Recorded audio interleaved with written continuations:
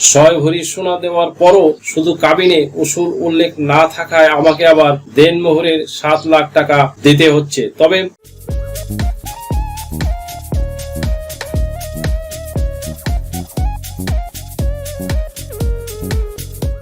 সুপ্রিয় দর্শক মন্ডলী, আসসালামু আলাইকুম। দেশে এবং দেশের বাহিরে যে যেখান থেকে শুনছেন, আশা করি ভালো আছেন, সুস্থ আছেন, নিরাপদে আছেন। আমি Mohammad Belayet Hossain, advocate, Bangladesh supreme court. Viewers, legal নলেজে আপনাদের সবাইকে জানাই সুস্বাগতম। আজকে দুর্দান্ত একটি টপিক নিয়ে আপনাদের সামনে হাজির হয়েছি। টপিকটি হলো কাবিননামায় উসুল উল্লেখ না করলে ভবিষ্যতে কি কি ঝামেলায় হতে পারে এবং কি কি ঝামেলায় পড়তে পারেন। আজকে একটি কেস স্টাডি নিয়ে কথা বলবো বন্ধুরা। ইয়াসিন ছদ্মনাম, তিনি একজন প্রবাসী। তিনি তার সমস্যার কথা বলে জানতে চেয়েছেন এর সমাধান কি। তার ভাষ্য অনুসারে, গত বছর দেশে গিয়ে বিয়ে করি, কনে দেখার পর এক রাতের সিদ্ধান্তেই 7 লাখ টাকা দেনমোহর ধার্য করে বিয়ে হয়। আমার যে ভুল একটি মানুষের সঙ্গে বিয়ে হয়েছে, বিয়ের পর সেটা বুঝতে পারি, হারে হারে টের পাই। বিয়ের পরপরই মত পার্থক্য এমন পর্যায়ে গিয়ে পৌঁছায় যে 6 মাসের মধ্যেই ডিভোর্স হয়ে যায়। বিয়েতে স্ত্রীকে দেওয়া 6 ভরি সোনার গহনা সে তার বাবার বাড়ি যাওয়ার সময় সঙ্গে করে নিয়ে যায়। সোনার বিষয়টি এই জন্যই উল্লেখ করছি কারণ কাবিনে এই গহনা উসুল দেখানোর কথা ছিল, বাট ভুলবশত সেটা করা হয়নি। যেহেতু আমি ছিলাম বর, তাই স্বাক্ষর করার সময় এই বিষয়টি খুঁটিয়ে দেখার মতো পরিবেশ পরিস্থিতি সেই সময় পাইনি। পরে কাবিননামা তুলতে যখন কাজীর কাছে গিয়েছি তখন টের পেয়েছি, আর ততক্ষণে দেরি হয়ে গেছে, ততক্ষণে সব শেষ। রেজিস্ট্রি চিঠির মাধ্যমে ডিভোর্স লেটার স্ত্রীর হাতে পৌঁছানোর পর দুই পক্ষ দেনমোহরের মীমাংসা করার চেষ্টা করেও সমাধানে আসতে পারেনি, কারণ কাবিনে সোনার উসুল লেখা হয়নি। বর্তমানে সোনার ভরি 1.5 লাখ টাকারও বেশি।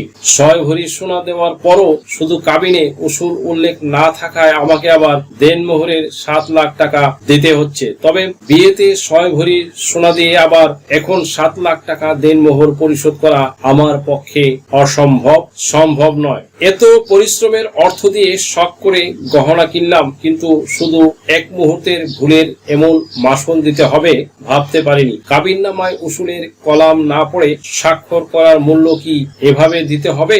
আমার কি কিছুই করার নেই? এমন প্রশ্ন রেখেছেন প্রবাসী বন্ধু ইয়াসিন। ভিউয়ার্স, আপনারাও যখন এই ধরনের সমস্যায় পড়বেন বা পড়তে পারেন, দ্যাটস ওয়াই বি কেয়ারফুল হয়ে যান, আগে থেকে সতর্ক হয়ে যান দেনমোহরের ক্ষেত্রে এবং উসুলের ক্ষেত্রে। হটেবার ইয়াসিন সাহেবের প্রশ্নের উত্তর দিয়ে আলোচনা শুরু করছি। এই ক্ষেত্রে আইন কি সমাধান দিয়ে থাকে, আসুন জেনে নিই। ইয়াসিন সাহেব, আপনার প্রশ্নের জন্য অনেক ধন্যবাদ। মুসলিম আইনে বিয়ে একটি দেওয়ানি চুক্তি। মনে রাখবেন, মুসলিম বিয়ের আইন অনুযায়ী দেনমোহর একটি অন্যতম শর্ত।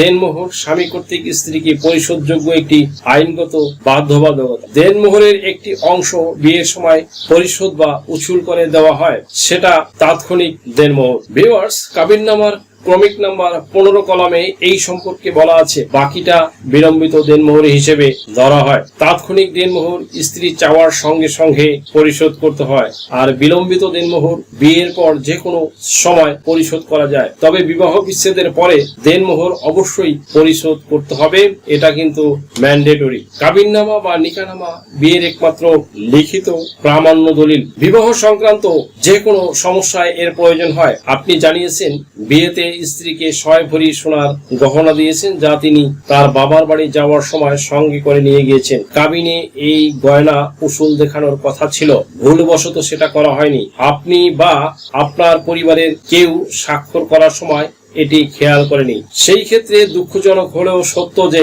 আইনগতভাবে দেনমোহরের যে টাকার পরিমাণ কাবিননামায় উল্লেখ করা আছে, সেই টাকা পরিশোধ করতে আইনগত আপনি বাধ্য। বিষয়টি তখনই আপনার বা আপনার পরিবারের কোনো দায়িত্বশীল ব্যক্তির খেয়াল করা উচিত ছিল। তবে যদি আলোচনা সাপেক্ষে আপনার স্ত্রী দেনমোহর মওকুফ করে দেন এবং সেই মর্মে একটি অঙ্গীকারনামা বা ডিক্লারেশন দেন যে ভবিষ্যতে তিনি কোনো মামলায় যাবেন না, তবে সেক্ষেত্রে আপনার পরিশোধ না করলেও হবে। বিবাহ বিচ্ছেদের পরে স্ত্রী তার অপরিশোধিত মোহরানা পাওয়ার অধিকারী, এটা তার রাইটস।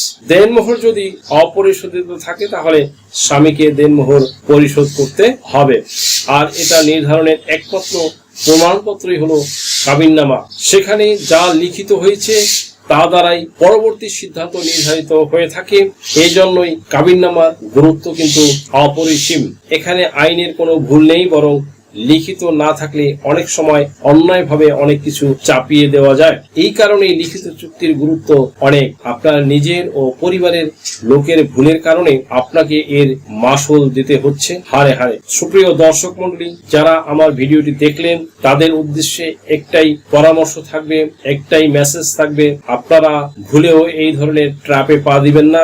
দেনমোহর নির্ধারণ করার সময় খুবই সতর্কতা অবলম্বন করবেন, তাহলে এই অনাহুত সমস্যা থেকে রেহাই পাবেন, যদিও অ্যাক্সিডেন্ট কাম উইদাউট নোটিস। ভিউয়ার্স, আশা করি ভিডিওটি থেকে আপনারা সামান্যতম হলেও উপকৃত হয়েছেন। যদি ভিডিওটি আপনাদের সামান্যতম উপকার আসে তাহলে রিকোয়েস্ট করব চ্যানেলটি লাইক, শেয়ার, কমেন্টস এবং সাবস্ক্রাইব করে পাশে থাকা বেল বাটনটি প্রেস করে দিন, যাতে পরবর্তী ভিডিওর নোটিফিকেশনটি খুব সহজেই পেয়ে যান। সো আজকের মতো এখানে শেষ করছি। দেখা হবে অন্য কোনো দিন, অন্য কোনো ভিডিওতে, অন্য কোনো আইনি কন্টেন্ট নিয়ে।